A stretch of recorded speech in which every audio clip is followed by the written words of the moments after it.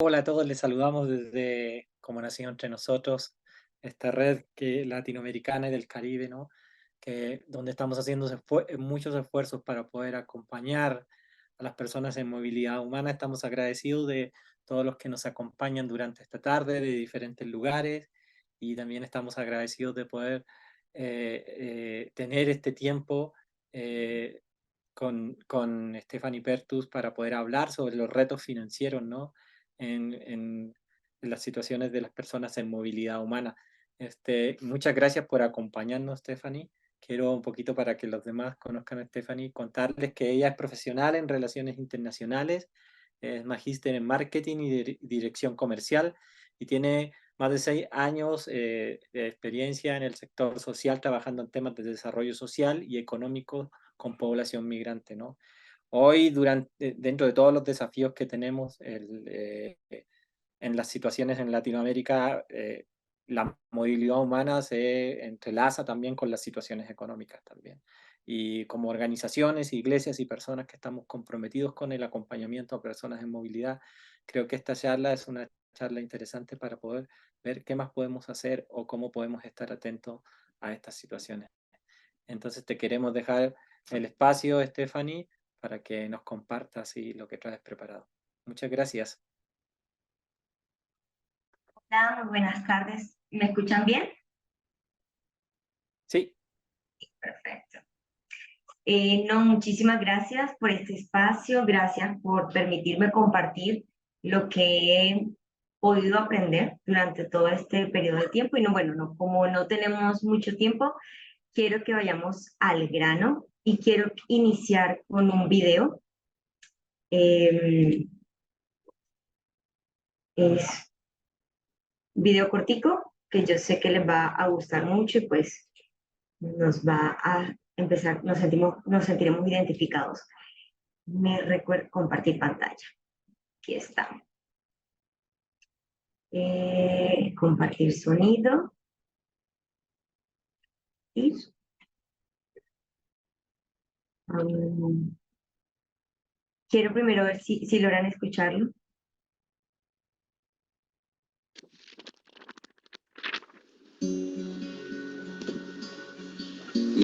Migré en búsqueda de educación gratuita. En mi país no era posible costearla. Con el sueldo de mi madre solo se podían pagar los gastos básicos de la casa. Migré por curiosidad, por aburrimiento, por mi necesidad de viajar, conocer otras culturas. Solo agarré una mochila y me fui. Conocí el amor que cambió mi vida, pero tuve que emigrar. No había otra opción. Era imposible vivir ese amor en una sociedad tan cerrada. Me vine sin nada, nada más con mi sueño de trabajar y de echar para adelante a mi familia. Pero el precio que pagué fue muy alto, dejé mi hogar. No había opción, teníamos que salir. Caminamos como 15 días, tengo los pies destruidos, pero nada, no pierdo la fuerza, como tantos otros. Me fui con mis hijos para no morirnos de hambre. Ellos no podían ni tomarse un vaso de leche. Si se comían la arepa era sola o si acaso con mantequilla. Todo se veía prometedor, pero al mismo tiempo no me atrevía a bajar de ese bus. Al principio no fue fácil, tenía miedo, pero sentirme una desconocida me hizo dar fuerzas y empezar de cero.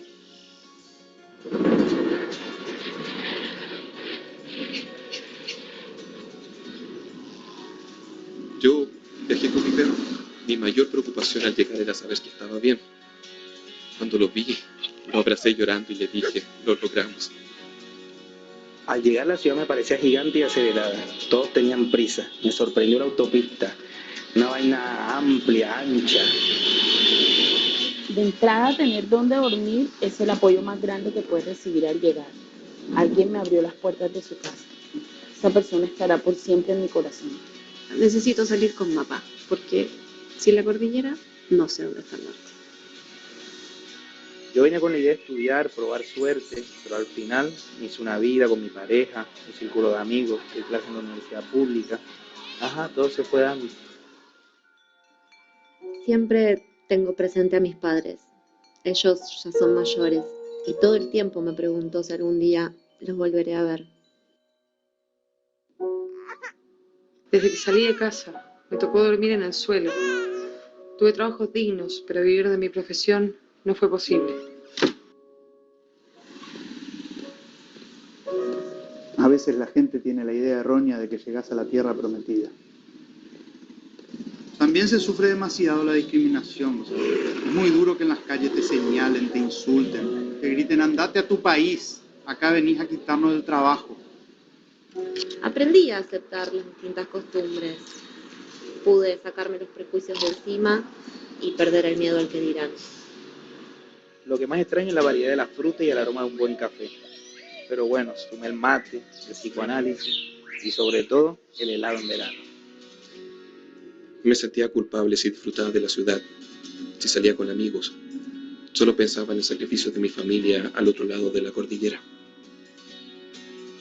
Extraño a mis viejos, los amigos, el asado de los domingos, tomar mate con mi abuela. Hasta el acento se extraña. De esta experiencia aprendí que no es difícil mantener los lazos afectivos cuando hay amor. Y nunca se deja de extrañar, pero la tecnología acorta las distancias. Ahora estamos evaluando la posibilidad de regresar a mi país con mi pareja, por la crisis económica y bueno, la falta de trabajo. Está muy difícil la situación y bueno, nos está afectando mucho. Tengo la esperanza de un mejor futuro y sueño que mi país mejore para poder volver. A mi ciudad no vuelvo. Tampoco sé si nos quedaremos mucho tiempo acá con mi novia. Tal vez esto solo sea un descanso y pronto volvemos a la ruta. El camino es el destino. Creo que al final uno nunca termina de adaptarse. Es un proceso. Decido quedarme acá día a día.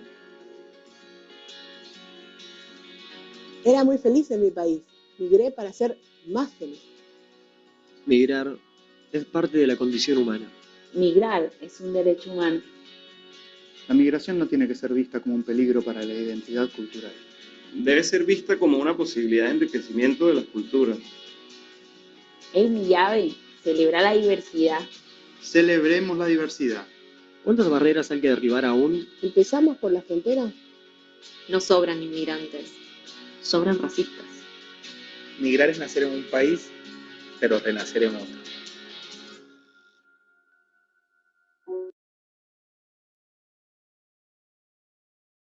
Bueno, y con este video quiero iniciar mi sesión. Steffi, ¿podría por favor apoyarme con la presentación? Y quiero que nos quedemos con esa última frase que decía, nací en un país, pero renací en otro. Entonces, antes de iniciar esta pequeña charla o conferencia, les voy a compartir pues todo este material para que ustedes los tengan, las fuentes de donde saqué la información y demás. ¿Puedes darle el siguiente, porfa, Steffi? Y pues esto es lo que le propongo para la tarde de hoy. Este pequeño espacio, vamos a tener una pequeña introducción del contexto, no solamente económico, sino también más o menos cuáles son esas barreras, bueno, todo lo que conlleva el tema de migración, es muy breve. Luego vamos a hablar un poco de la importancia de la integración económica en Latinoamérica, cómo ha sido ese papel que han jugado los estados. Luego vamos a hablar un poquito, no me quiero detener mucho en este punto, que es el contexto político y económico de la migración venezolana. Sé que de pronto hay más migrantes, haitianos, chilenos, peruanos, ecuatorianos y demás, pero en la tarde de hoy me voy a centrar un poco más en el tema de la migración venezolana. Cuarto, vamos a estar hablando acerca de esos desafíos, los desafíos de la cooperación debido a la situación venezolana. Y por último, creo que se me escapó allí, vamos a tener cuáles son esos retos económicos, esos retos que han impedido que esta población pueda desarrollarse. Entonces, Steffi, ¿puedes continuar, por favor? Con la parte de la introducción. Yo mandé como especie de unas preguntas, no sé si de pronto todos lograron responder, y quería saber que pues para poder conocer qué es la integración económica, cómo funciona, pues quería saber más o menos ustedes qué tenían de conocimiento con respecto a eso.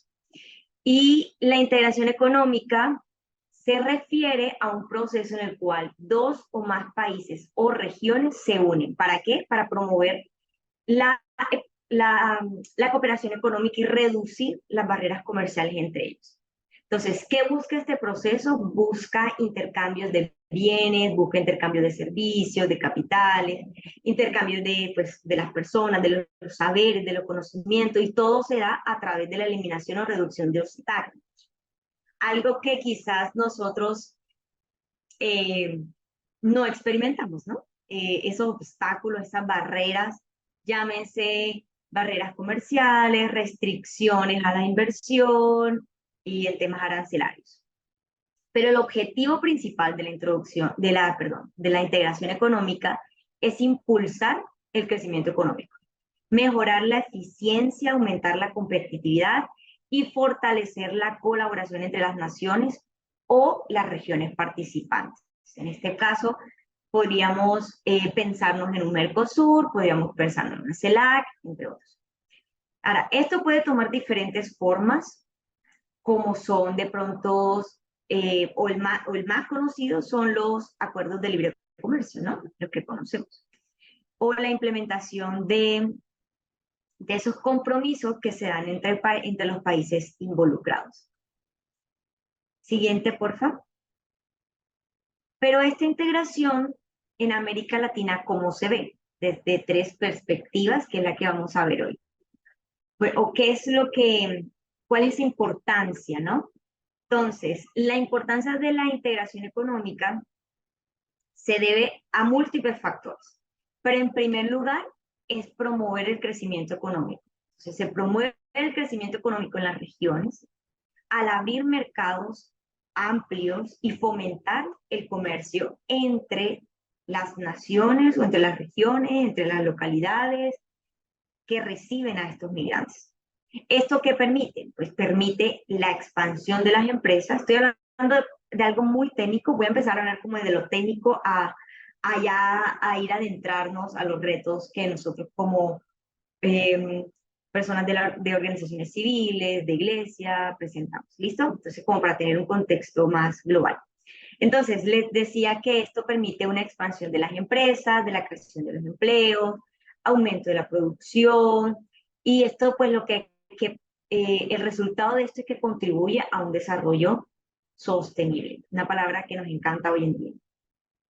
Otro punto es que fomenta la competitividad al incentivar la mejora de la calidad y la eficiencia de los productos y servicios. Esta palabra nos disgusta en el contexto de la política, en el contexto del país que recibe los migrantes y de la comunidad de acogida. Disgusta un poco esta palabra de la competitividad, pero realmente eso beneficia muchísimo a las empresas como al consumidor. ¿Por qué? Porque hay una mayor variedad de opciones, hay una mayor variedad de recursos humanos que se pueden llevar a cabo. Entonces, podemos decir que la integración económica en América Latina, si se viera desde esta perspectiva, es un motor clave para el progreso económico y el bienestar de la región. Pero por último, tenemos otro puntito importante en tema de la integración económica, es que fortalece la posición de América Latina en el contexto global. Fuéramos una gran potencia, fuéramos quizás una competencia directa de la Unión Europea, pero pues bueno, por nuestras dinámicas estamos un poco lejos, ¿no? Pero fortalecer la posición de América Latina en el contexto global, eso facilita la atracción de inversión extranjera y la colaboración entre países para proyectos de infraestructura, proyectos de seguridad social, en fin. ¿Esto qué hace? Contribuye al desarrollo de la región. Reduce las desigualdades económicas, fomenta un mayor acceso a oportunidades para la población en general. En fin, en resumen, la integración económica es un camino hacia un futuro más próspero y competitivo para los países que la abrazan. Sin embargo, podemos pasar a la siguiente, porfa, Steffi. Sin embargo, esto no siempre luce así, ¿sí? ¿Por qué no luce así? Por estos contextos políticos y económicos que conlleva la migración. Y en específico voy a hablar acerca del éxodo de la migración venezolana. Entonces les traigo desde dos ópticas, una desde el impacto que ha tenido en América Latina y el otro desde el contexto colombiano, el cual pues yo he vivido y pues tengo mayor experiencia. Pero si lo miramos desde la crisis política y económica de Venezuela, en los impactos que esto ha generado en América Latina, esto ha tenido notables efectos en la migración de los venezolanos, pero aquí podemos incluir también a los haitianos y a un pequeño número de africanos y de asiáticos que migran para mejores oportunidades y demás. Pero esto ha creado una crisis en varios países receptores, como Colombia, como Brasil, como Perú, como Ecuador, como Argentina y algunos otros países centroamericanos, como Costa Rica, Nicaragua, en fin, que han tenido que enfrentar desafíos considerables para brindar servicios y asistencia a estos refugiados. Podemos llamar, ya aquí empiezan a llamarse refugiados, porque estas personas, a diferencia del que migra por mejores condiciones de vida, por un futuro mejor, por X o Y razón, migra por deseo propio. Ya cuando son refugiados se les da este título. Estas personas migran porque si no migraran, su vida peligra, ¿sí? Peligra en temas económicos, en temas alimentarios, en temas, en fin. Migra por salvaguardar su vida y la de su familia.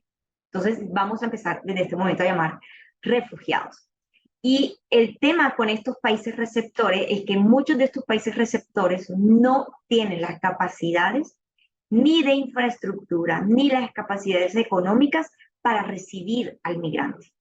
¿Por qué? Entonces, ¿esto qué genera? Genera una presión en los sistemas de salud, en los sistemas educativos, en los servicios sociales, que generan desafíos y tensiones y generan violaciones a derechos humanos. Entonces, además, esta crisis, este éxodo venezolano, ha tenido un impacto económico en la región. ¿Por qué?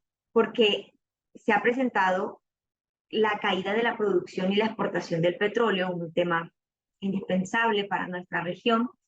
Se ha degradado la moneda, ha afectado los precios y como lastimosamente en nuestros países latinoamericanos, muchos de ellos se rigen por el petróleo, por el precio del petróleo con respecto a nuestra moneda, esto ha hecho que también la disponibilidad de petróleo en la región desmejore, desmejorando aún mucho así la calidad de vida de las personas, porque para aquellas personas que desconozcan,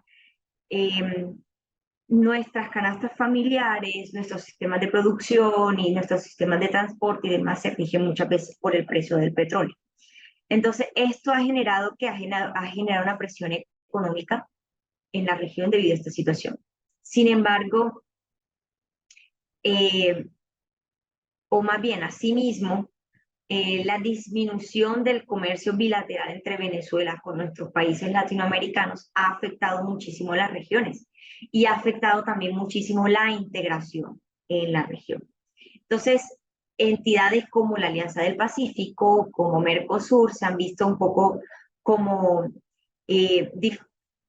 han tenido relaciones tensionantes que ha hecho que el impacto humanitario y económico sea mayor, ¿sí? Porque no hay colaboración entre países, porque no hay políticas claras, porque no hay medios de protección tanto para la niñez, como para la mujer, para los jóvenes, para el adulto mayor, para las personas en condición de discapacidad. No hay esos recursos para proteger y salvaguardar la vida de estas personas que están en peligro, ¿sí? Entonces, esto ha generado crisis en países como Panamá y en ciudades como Necoclí, aquí en Colombia, que me voy a ir ahora al contexto colombiano un poquito, que esto se ha convertido en un desafío para los gobiernos. ¿Por qué? Porque al no tener unas políticas migratorias claras, esto ha hecho que muchas de estas personas, con el intento de alcanzar el sueño americano, expongan sus vidas a peligros inminentes. Entonces, con respecto a Colombia, Colombia ha sido un país no receptor, pero a partir del 2015, 2016, 2017, ha recibido un éxodo y un número significativo de migrantes que han hecho que el país no pueda responder de la mejor manera por sus malas prácticas en temas de recibir este flujo migratorio masivo. Entonces, aproximadamente se dice que 6.8 millones de venezolanos han migrado en estos últimos años. Y Colombia ha recibido el 37% de esa migración, pues por múltiples factores. Uno de ellos es que compartimos una frontera bastante amplia, tenemos fuertes vínculos históricos, económicos y socioculturales. Entonces, este flujo masivo o este flujo de refugiados tienen un alto impacto en la manera como el país responde.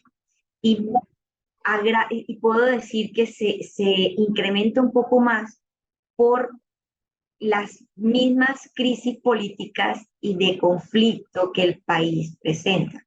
Entonces se ha incrementado todo el tema del conflicto armado, el desplazamiento forzoso, porque, de las prácticas ilícitas como las drogas y demás.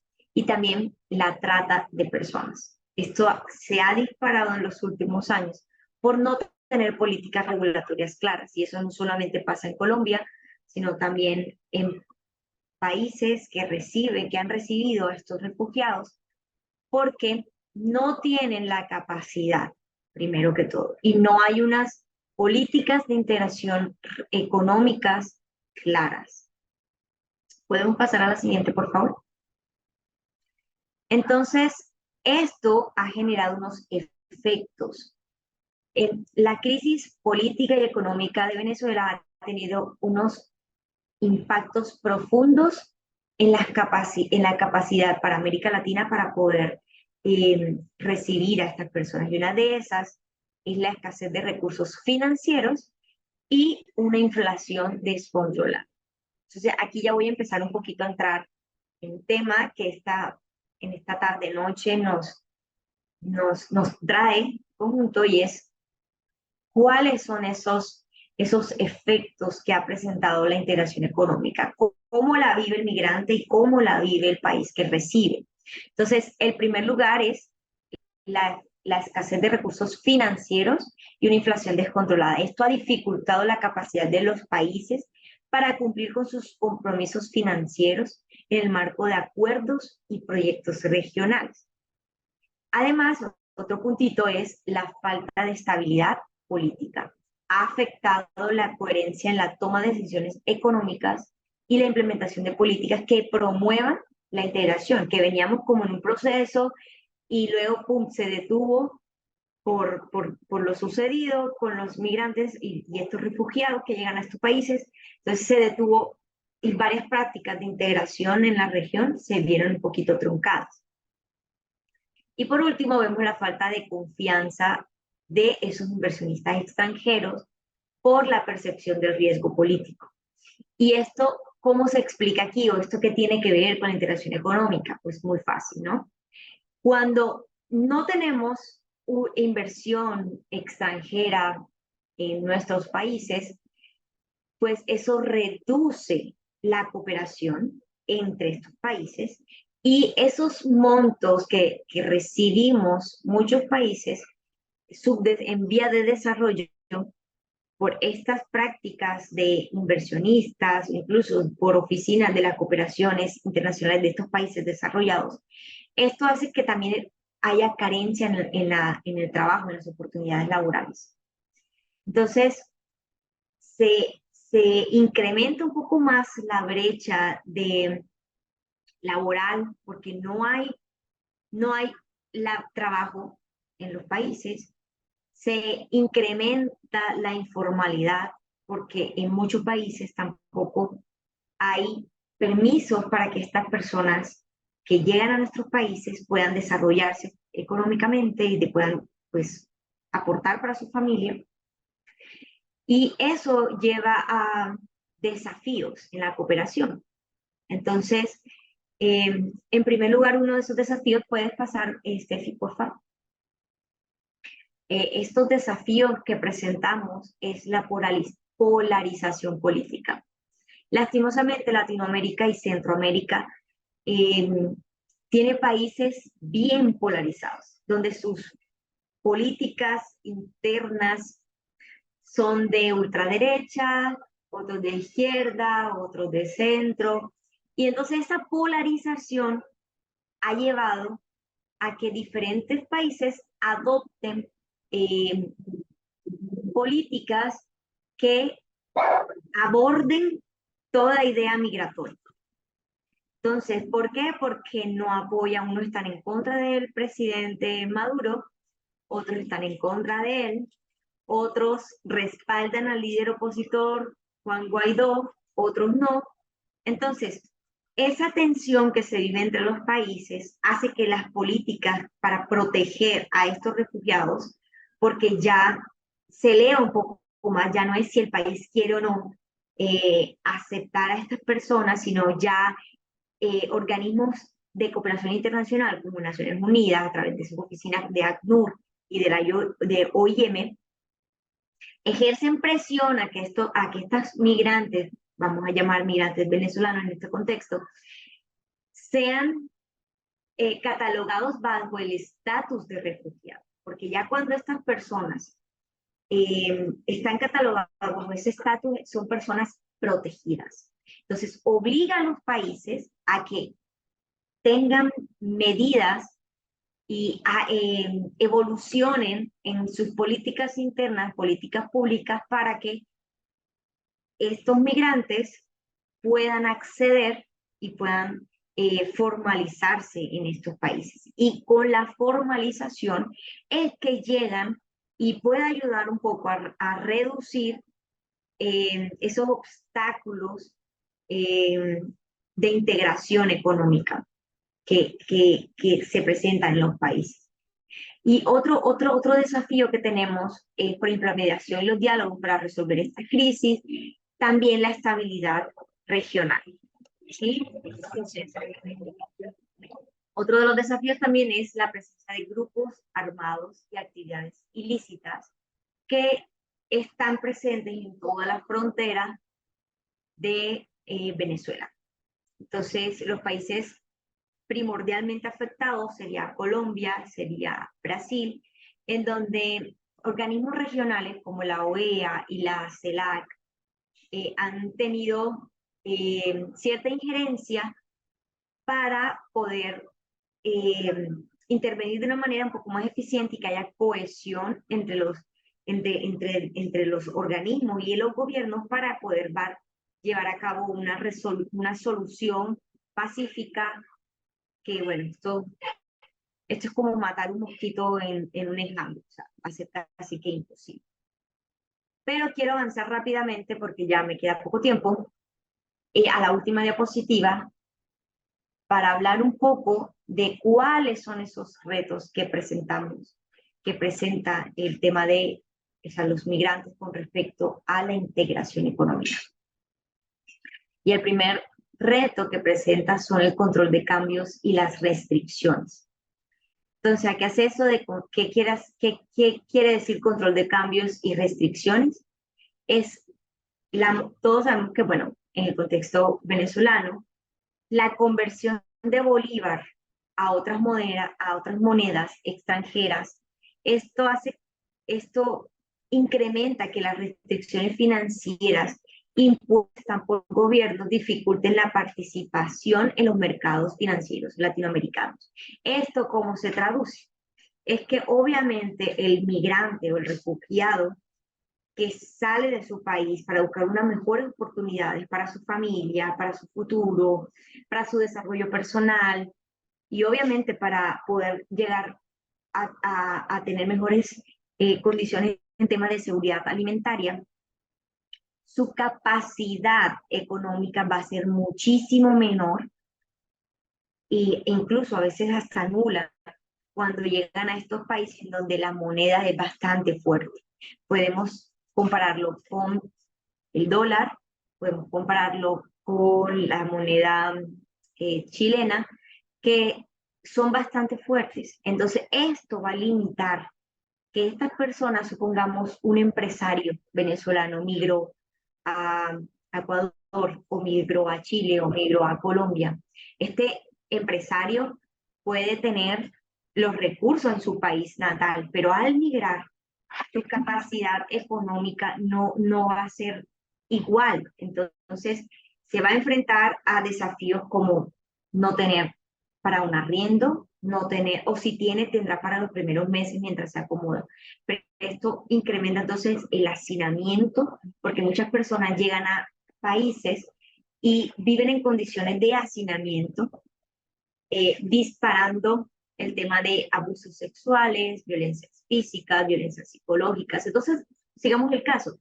Este empresario que migra no encuentra los medios, se da cuenta de que sus estudios no son convalidados y llega a este país con la intención de poder hacer un emprendimiento, pero entonces tiene muchísimas barreras como lo son la parte legal, que no tiene este país no cuenta con las maneras para que lo puedan legalizar y poder abrir una cuenta de ahorro en un banco. Y también enfrenta que su capacidad económica no le da para montar un negocio. Entonces, estos cambios de moneda golpean mucho al migrante y al refugiado. Otro punto es la inestabilidad económica y política. O sea, la crisis económica y política de Venezuela ha generado una profunda inestabilidad, lo que ha afectado la confianza de inversionistas que venían muy en el auge de toda esta alianza de Asia-Pacífico, de poder invertir en las regiones. ¿Por qué? Por los riesgos asociados a esta integración financiera. Entonces, un inversionista japonés llega a Colombia y ve estas prácticas que son inadecuadas para la atención al migrante, ve que Colombia no tiene los medios para responder a esta crisis, entonces él dice, no, mi plática se me va a perder, entonces me llevo mi dinero y mejor invierto en un país más estable como México, un país más estable como, no sé, como Chile, donde mi dinero no va a estar no va a estar en peligro. Entonces, cuando esto pasa, ¿qué pasa con el migrante? Cuando esto pasa, el migrante llega bueno, aquí en Colombia se le llama el rebusque, no sé de pronto cómo se llama en otros países, que son prácticas informales. Entonces vemos a la mujer expuesta en algunos casos, unos casos bien graves, a vender su cuerpo para poder comer, o a la mujer que vende tinto, o al hombre que le toca hacer labores que el nacional no quiere hacer. Entonces lo vemos limpiando vidrio, lo vemos vendiendo dulce en la calle, lo vendemos en Colombia. Se ha dado mucho el tema de reciclaje. Entonces vemos al migrante reciclando y en últimas instancias involucrados en la delincuencia común. Y esto pasa, ¿por qué? Porque hay una inestabilidad política y económica del país receptor, que no ofrece las garantías para que estas personas puedan acceder a empleos dignos. Otro punto que coloqué es la hiperinflación y la devaluación. Bueno, eso lo vivimos en nuestro país latinoamericano, que pues no me quiero concentrar mucho allí. Otro es las sanciones internacionales. Esto tiene que ver más ya con prácticas de cooperación internacional y más que todo enfocada a estas sanciones que ha impuesto, por ejemplo, el gobierno de Estados Unidos a a Venezuela, y esto ha limitado también que pues este país pueda surgir. Y me quiero centrar más que todo en estos dos últimos puntos, que es los tres últimos puntos, perdón, que es el acceso a financiamiento. Y aquí lo dejé como solo externo en la diapositiva, me faltó colocar también interno. Y esto lo quiero relacionar con cuando la persona tiene 2, 3 años y ya es un migrante y un refugiado que se ha establecido en ese país. Vemos que las condiciones para ellos poder acceder al sistema financiero formal, cuando hablo de sistema financiero formal, hago referencia a la banca, hago referencia a cajas de compensación, hago referencia a cooperativas que reciben ayuda del extranjero para poder integrar a aquellos migrantes y refugiados que están legalmente establecidos. Lastimosamente, este acceso financiero formal a instrumentos formales no ocurre de igual manera en todos los países. En Latinoamérica solamente creo que Colombia, Brasil, en alguna medida Argentina, se me escapa de pronto otro país, tienen unos mecanismos de protección al migrante y al refugiado. Tienen unos mecanismos de legalización para su estadía en el país. Pero ¿qué pasa con aquellos que no logran esa formalidad? Son personas que no van a poder llegar a desarrollarse profesionalmente como desean en ese país, dado que no tienen una cuenta bancaria, porque en Colombia pues hay varias entidades que regulan a las empresas, que todo debe ser bancarizado, debe ser a través de transferencias. Entonces ya se ha disminuido mucho el pago en efectivo. Entonces, este acceso a financiamiento externo e interno lo vemos tanto para las empresas como para el migrante natural, la persona natural. Porque no va a tener la capacidad incluso de pronto para emprender, no va a tener la capacidad para poder hacer una carrera profesional, porque no está legalmente establecido. En contraposición, tenemos al que sí está legalmente establecido, y eso es algo favorable que se ha dado en Colombia a través del permiso de permanencia que se le ha dado al migrante venezolano por 10 años, en donde se le dan todas las garantías que tiene el colombiano. Entonces, es una persona que pues, en algunos países se le llama el ID, aquí se le llama la cédula o su carnet de identificación, donde esta persona puede acceder a estudios pues, técnicos, profesionales. Eso obviamente le abre un panorama muchísimo más amplio para poder ejercer trabajos formales, y obviamente eso lo conlleva también a poder abrir cuentas bancarias, a poder pedir créditos, pero al que no está legalmente establecido, ¿qué pasa? Lastimosamente acude a prácticas de préstamos informales como el prestadiario, el gota a gota, que se le llama también, donde los porcentajes de intereses son absurdos. Entonces, también hay un desarrollo limitado de mercados financieros. O sea, la falta de desarrollo de mercados financieros hace que no haya una diversificación financiera. Entonces, cuando no hay una diversificación financiera, hay una capacidad menor de atraer ayuda de cooperación internacional. Entonces, cuando hay una diversificación financiera limitada, habrán pocas entidades o pocas cooperativas y pocos organismos internacionales, como vi que en las preguntas que mencioné, varios tenían conocimiento, porque está World Vision, está HIAS, está Acción contra el Hambre, se me escapa ahora en español, que es NRC, el Consejo Noruego, perdón, estas entidades que apalancan los procesos de mercados, de incentivar el emprendimiento con estos migrantes y refugiados, se disminuye.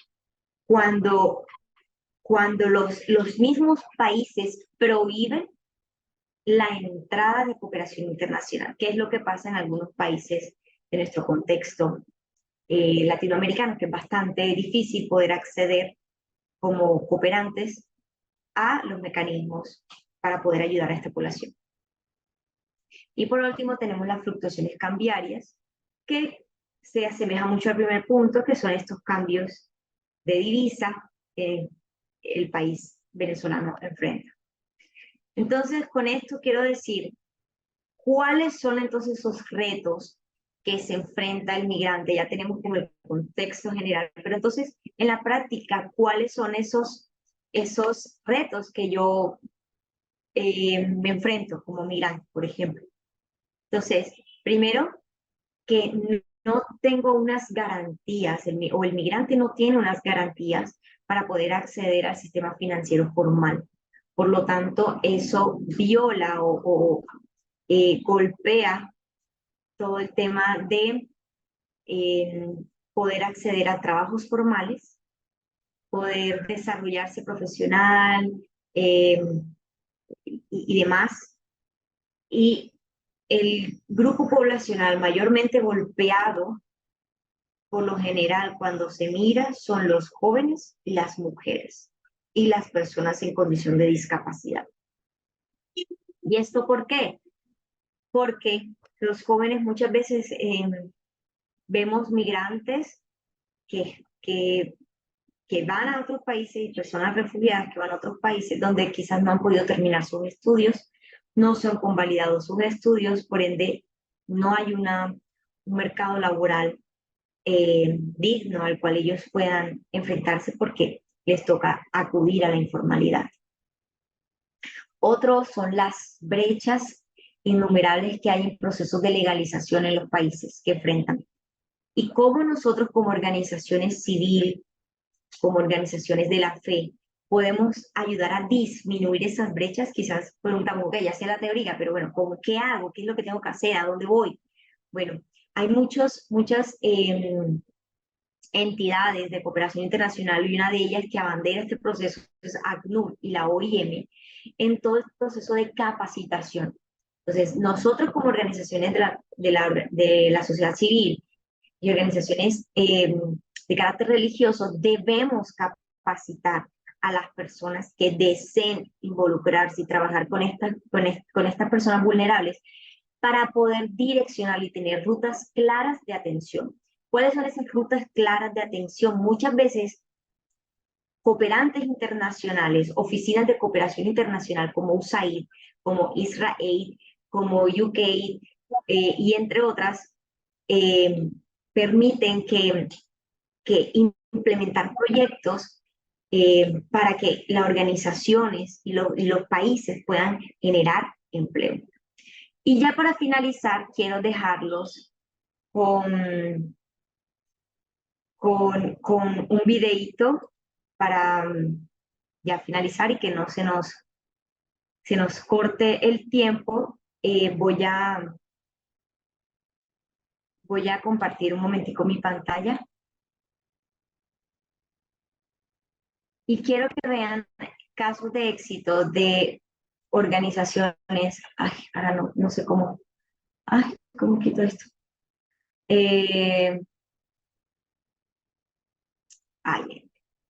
Organizaciones que le han apostado al tema de emprendimientos.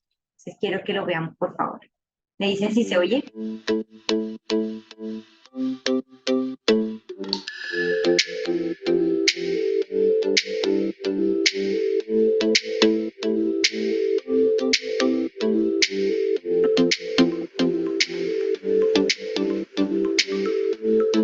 En Economistas sin Fronteras trabajamos por una economía más justa Entonces, nos referimos a un modelo de desarrollo que ponga en el centro las personas y el planeta.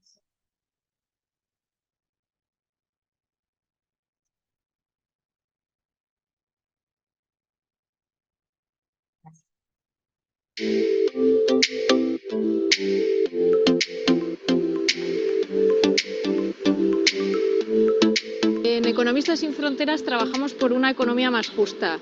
Entonces, nos referimos a un modelo de desarrollo que ponga en el centro las personas y el planeta, ¿no? Entonces, las personas cuidando sus derechos humanos, atendiendo a su dignidad. ¿Por qué queremos hablar del colectivo de personas migrantes? Pues bueno, porque aunque somos muchas las personas y los colectivos que sufrimos, ¿no?, las consecuencias de este modelo económico, es verdad que las personas migrantes lo sufren en doble medida, ¿no? Por un lado, este sistema económico les está empujando a migrar con todo lo que ello conlleva, y luego llegan a las sociedades, a los países de destino y se encuentran con otro rechazo, ¿no?, que es esa dificultad de acceder al mercado laboral y esa dificultad de incluirse en la sociedad.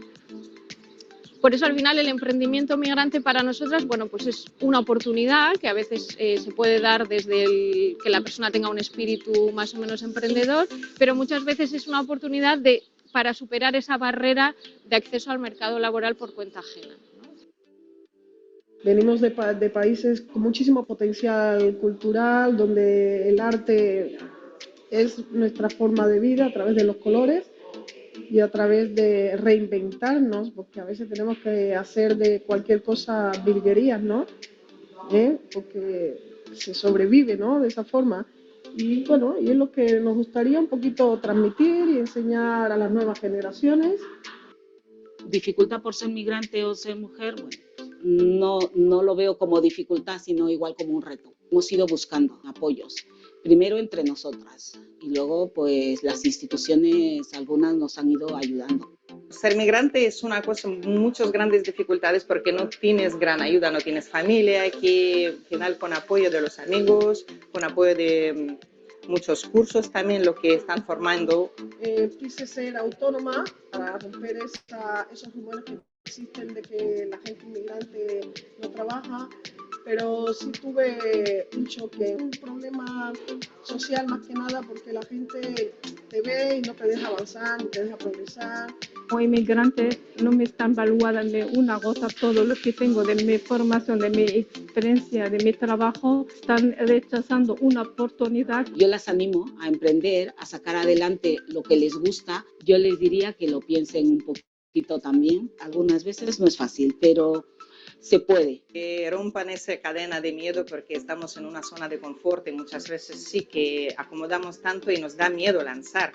Que no perdemos muchas cosas, por probar siempre hay que probar. Solo lo que tengo que decir es que en la vida hay que tener esperanza. Tenemos también que creer en nosotros mismos para desarrollar lo que tenemos en la mente. El futuro está en que conseguirás trabajo por la actitud que tengas ante la vida y no por la aptitud que te da la vida, ¿no? Tengas una forma.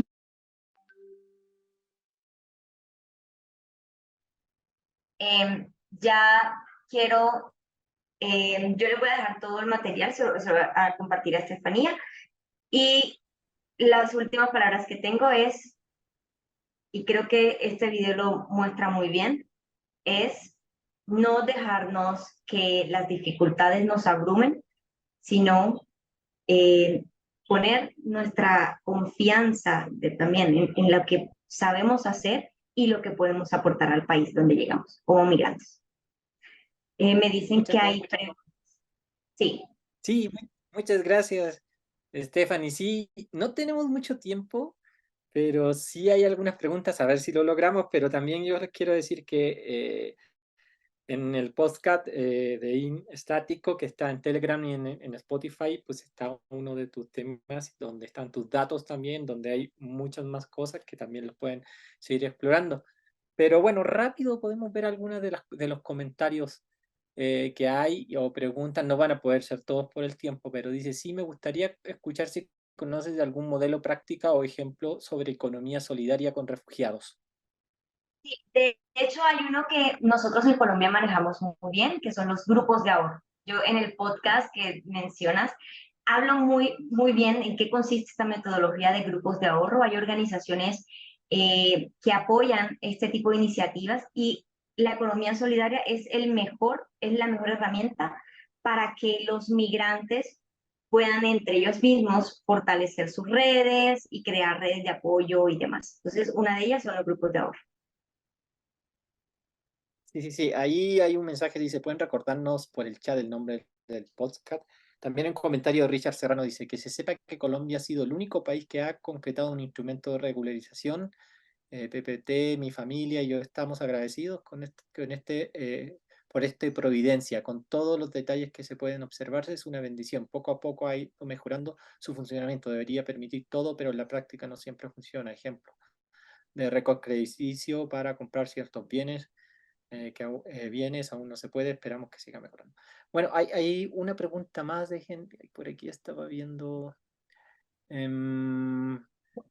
o un comentario, bueno, aquí hay un comentario, dice, el uso, y es interesante, yo creo que es válido leerlo, el uso de la expresión legalmente establecido, está siendo usado en la presentación de manera intencional, me dice, dice, me parece importante reconocer aquí la discusión sobre la no criminalización de la migración. A lo mejor es un elemento técnico y eso. Es algo técnico, quiero decirle a Oscar, no es discriminatorio, no es, en la parte técnica así se llama, ¿sí? Entonces, cuando está una persona legalmente establecida, es aquella persona que puede acceder a recursos formales de que el gobierno ofrece, que las entidades de los gobiernos ofrecen. Es un lenguaje muy técnico, ¿sí? No es para criminalizar, porque obviamente sabemos que la persona mira del país no porque quiere, sino porque muchas veces se ve obligado a hacerlo porque su vida corre peligro. Entonces, Claro. sí. Sí, sí. Hay un comentario interesante de Mariví también, lo voy a leer. Dice, cierto, en lo que yo he observado y conocido, este tipo de proyectos de Capital Semilla no han sido fructíferos para la población refugiada aquí en Costa Rica. Es súper duro y frustrante, las personas se sienten fracasadas y muy desilusionadas en el mercado y las restricciones comerciales son muy rígidas. Sí, y algo que quiero leer que creo que dice Jorge Ayala con respecto a que se come en el Capital Semilla, es porque no hay un proceso de eso, ese tema de todo el Capital Semilla, de emprendimiento, es un sector que se llama medios de vida. Entonces, cuando el sector de medios de vida, por ejemplo, este proyecto no ejecuta adecuadamente los procesos de capacitación en este sector, es cuando nos enfrentamos a personas que lastimosamente no aprovechan estos recursos que organizaciones dan. Entonces, como no tienen, obviamente, tienen que comer, entonces le dan este dinero para montar una venta de perros calientes o de arepas. Pero entonces, si no vendo, pues ¿cómo voy a comer, no? Entonces, muchas veces yo recomiendo a organizaciones y a iglesias que están ejecutando proyectos, lo que recomiendo es que este capital semilla debemos dárselo a personas o colectivos de personas también que tienen sus emprendimientos, que ya tienen una trayectoria, es decir, no emprendimientos nuevos, sino emprendimientos que por lo menos llevan un año de funcionamiento. Porque ya han capacitado al personal, ya tienen un tema de presupuesto establecido, de presupuestos personales, tanto para la empresa como para el de ellos mismos ya establecido, entonces es más fructífero el proceso para Capital Semilla. Y a los que quieren iniciar un proceso de emprendimiento, lastimosamente, muchas organizaciones, por ejemplo en la que yo trabajo, se inicia por el proceso de capacitación. Y hay otros medios, ¿no? Está el medio de cash, de vouchers, que son otros procesos que pueden ir agilizando este proceso para llegar a los emprendimientos. Sí, muchas gracias. Ya nos están quedando 3 minutos, pero miren, hay comentarios interesantes. Los proyectos o programas de medios de vida deben ser estructurados de manera sólida en coordinación con procesos de protección, fortalecimiento técnico, soporte psicosocial, fortalecimiento comunitario. Esto ayuda a que haya un mayor éxito en los procesos. Lo que recién estaban mencionando, Stephanie. Pues miren, yo les quiero, para ir terminando, dar las gracias a Stephanie. Muchísimas gracias. Y contándole rápidamente algunas noticias de cómo nació entre nosotros. La primera es que pueden escuchar mucho más de esto en el podcast.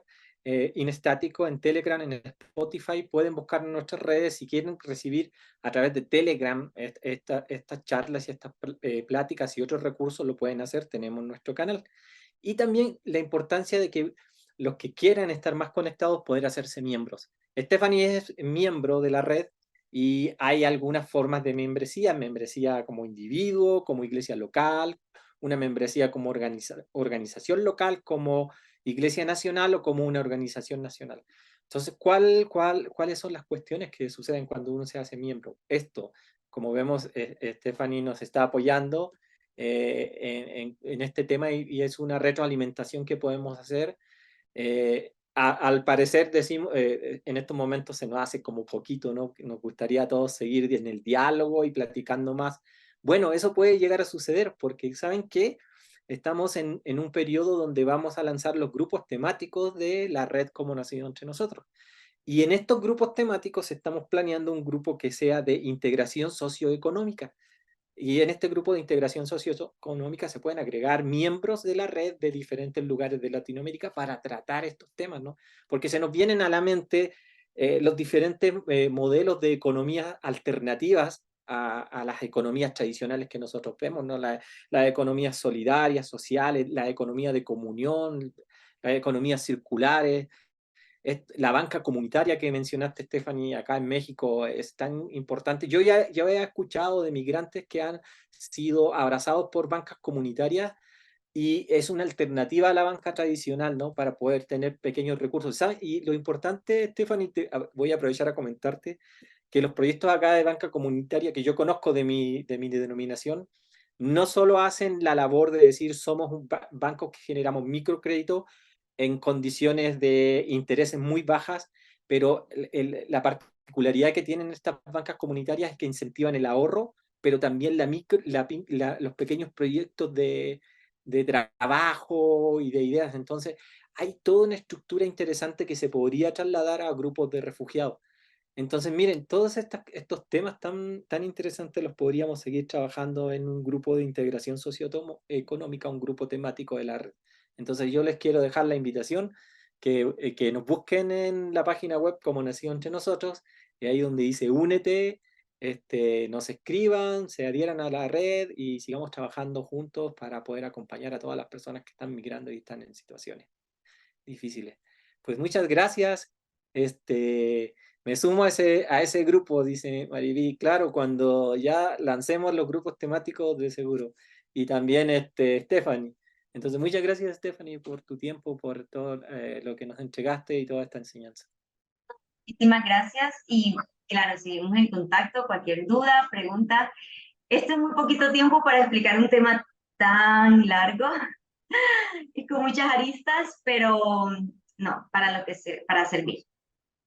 Claro, y posiblemente en un grupo temático podríamos hacer tantas cosas y conexiones y cuestiones que podrían difundirse y ayudar a muchos otros. Entonces, bien, pues todos están invitados. Entonces, pues que Dios les bendiga a todos y nos veremos para la próxima charla que estaremos anunciando. Así que gracias a todos por conectarse, gracias a todos, que les vaya súper bien.